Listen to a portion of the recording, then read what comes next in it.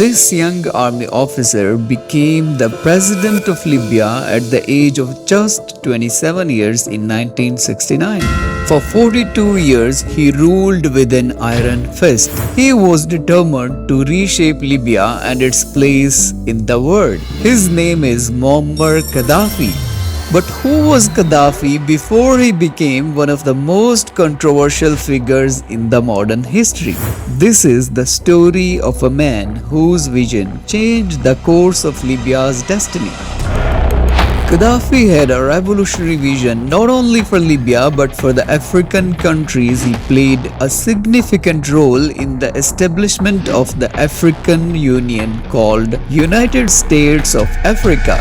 For Libya and other Arab countries, he envisioned Islamic socialism, rejecting both capitalism and communism. Gaddafi opposed Western influence and colonialism in Libya, Africa, and the Arab world. After seizing power, not only he removed the air bases of US and UK, but also reclaimed the Libya's oil reserves held by USA and UK. With nationalizing the oil industry, Libya, having one of the world's 10 biggest oil reserves, became the only developing country to secure a major share of its oil revenues. Let me tell you a bit about Libya's transformation in Gaddafi's era. After becoming the president, within a few years, Gaddafi made Libya an independent country. For everyone in Libya, the fuel, electricity, and healthcare was free. First time ever in the history of Libya, people were having interest-free loans and free housing. As Gaddafi believed that individuals could not be truly free unless they had control over their basic necessities. Gaddafi also made the eighth wonder of the world, a 1600-kilometer river, the Great Man-Made River, to transport the water from Sahara Desert to the coastal cities of Libya. It remains one of the largest irrigation projects globally. With Libya becoming self-dependent, the superpowers had other plans for Libya. In the next video, watch how and why USA launched Operation El Dorado Cannon in Libya. Operation El Dorado Cannon 1986, the beginning of US military action in Libya. The Libyans were happy, and to further reduce regional reliance on Western countries, Gaddafi injected $97 billion into the African continent. The removal of US military bases and Gaddafi's firm control over Libyan oil industry, along with his increasing influence on the world, was becoming a nightmare for the superpowers. America and its allies saw it as a direct threat to their economic interest, because the superpowers don't want to see a competitor becoming strong. But Gaddafi was not a piece of cake. He had strong military support, Amazonian guards protecting him all the time. For 16 years, America could not stop Gaddafi, and now they finally decided to eliminate him. The US President Ronald Reagan launches Operation El Dorado Cannon. The US Air Force targeted Gaddafi's home, that was also his command and control center, military intelligence complex, and Libyan airfield in Tripoli and Benghazi. More than 60 people were killed. Libyan oil exports were disrupted for some time.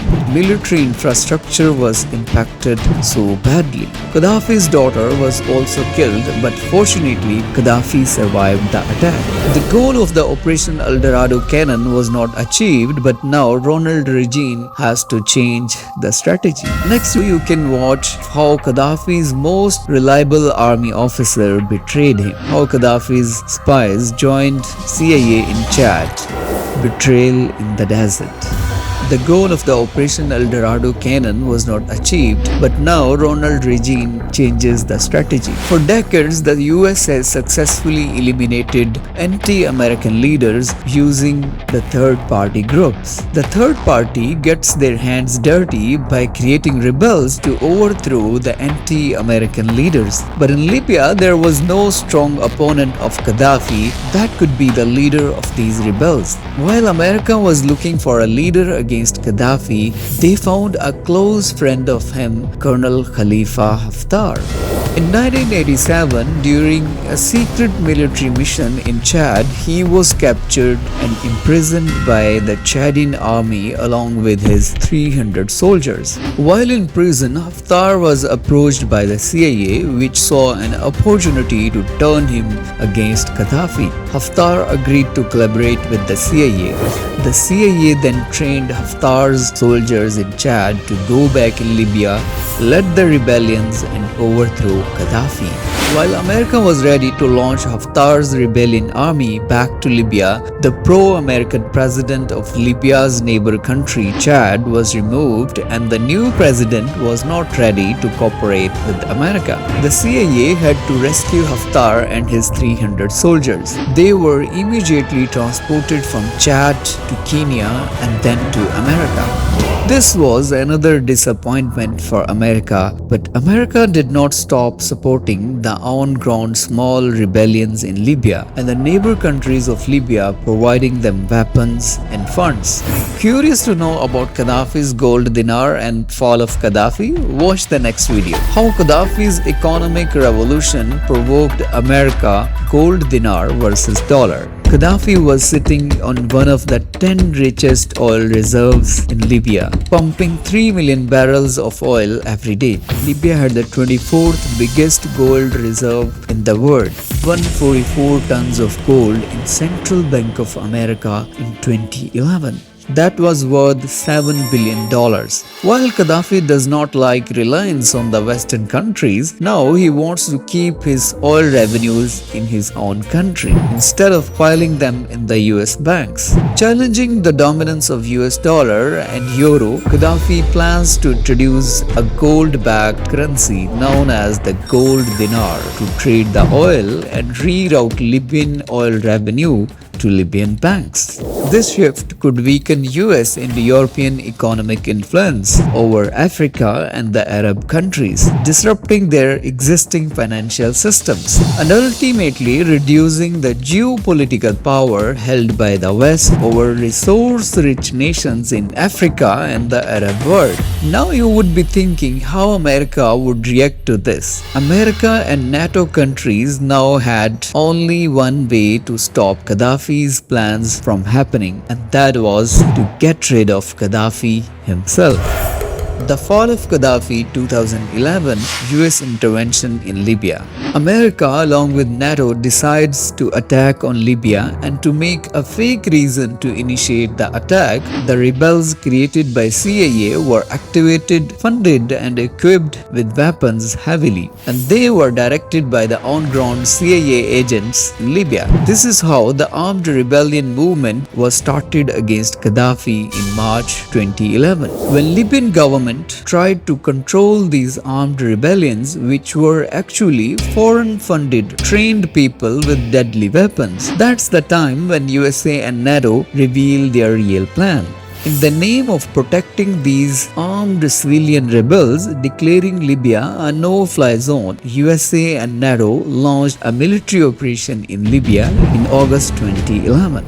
Our allies and partners are enforcing the no-fly zone over Libya. This military effort is part of our larger strategy to support the Libyan people and hold the Gaddafi regime accountable. USA showed the world that this attack on Libya is to protect civilians from Gaddafi, but that was just a lame excuse. It was actually a bloodbath, a regime change operation to weaken the economy, dismantle Gaddafi's government, to secure the US and Western economic and geopolitical hold in the region, because the American airstrikes resulted in hundreds of civilian casualties, military infrastructure and government buildings were destroyed. Everything that Libya had was destroyed badly. To lead the rebels against Gaddafi, now America brought Khalifa Haftar from USA to Libya. After a few weeks, with CIA intelligence support on the ground and the US Air Force bombing from the sky, the rebels got control over the key Libyan cities. Gaddafi hides in his hometown, Sirte, but CIA finds him out on 20th October 2011. He tries to escape in a convoy of 80 cars, but the CIA Air Force bombed the convoy and captured Gaddafi, and also the end of his 42 years of independent rule over Libya. We came, we saw, he died. It took USA 4 presidents, 30 years of conspiracy to topple Libyan regime, destroy Libya and eliminate Gaddafi unlawfully.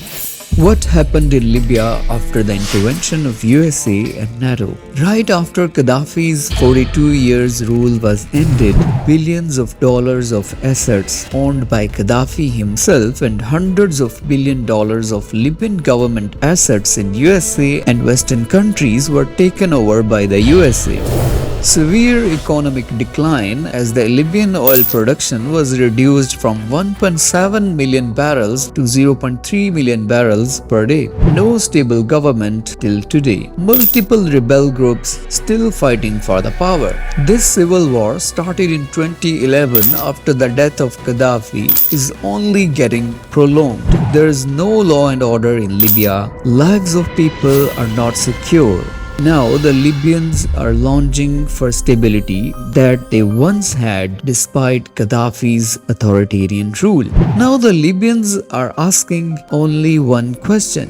Where are the superpowers who once launched a full military operation just to protect few rebels? But now the superpowers are very happy after a successful regime change, destroying a stable, independent and a happy Libyan nation.